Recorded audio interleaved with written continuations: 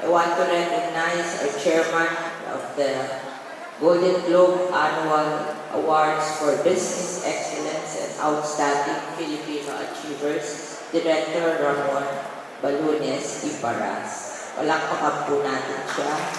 I want also to recognize Honorable Art June Marasigan, Mayor of Santo Tomas, Batangas.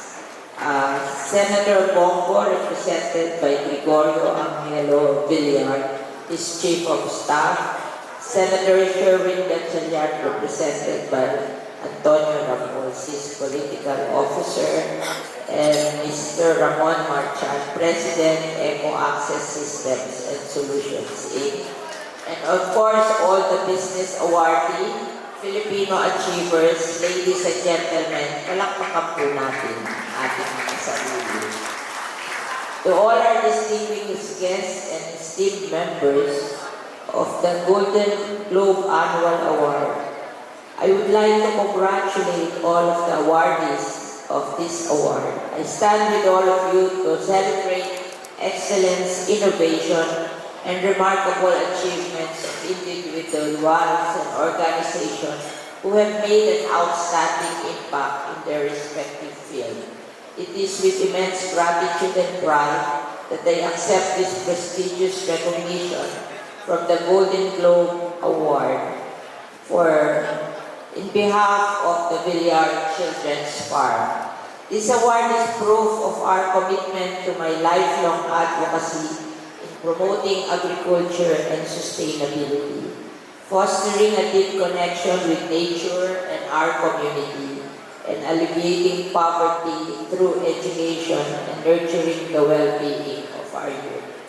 The Villar Children's Farm is a place for creating opportunities for growth and building spaces that promote a sustainable, family-friendly environment. I envision it as a special place where children and families can immerse themselves in meaningful experiences that go beyond entertainment. And at the heart of the farm lies my philosophy of holistic development. I want to provide not only recreation but also education and community awareness. We have pens, housing carabaos, horses, rabbits, chicken, and goats, where children can feed them while the guides are educating them, so young minds can connect with our agricultural heritage and develop a love for animals. We also have an expansive football field where children can play sports and cultivate teamwork and sportsmanship. Our pavilion is a place where you can find restaurant and serve a space for celebration and nourishment.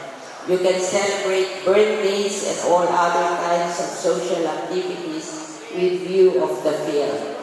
The zipline and the children's playgrounds are sources of joy, excitement, and boundless energy.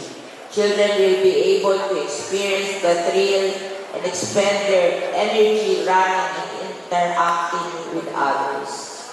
Beside my children's farm is a farm school where we teach rice precarization and rice inbred seed production, organic vegetable farming, coconut intercropping with cacao, aquaculture and dairy, and also farm business school. So you can, we are training the trainers who will be coming from the provinces to go back to the provinces and teach the members of Farmers Co-op and Farm School. I extend my heartfelt thanks to the annual Golden Globe Award for recognizing efforts that align with our shared mission of uplifting the lives of Filipinos. I and the people behind the Villar Children's Farm are inspired to continue innovating, growing, and serving our community. Maraming salamat po, and may we all continue to work together for a brighter, greener, and more inclusive future for our children. Mabuhay po tayo lahat. Thank you and congratulations, Senator Villar.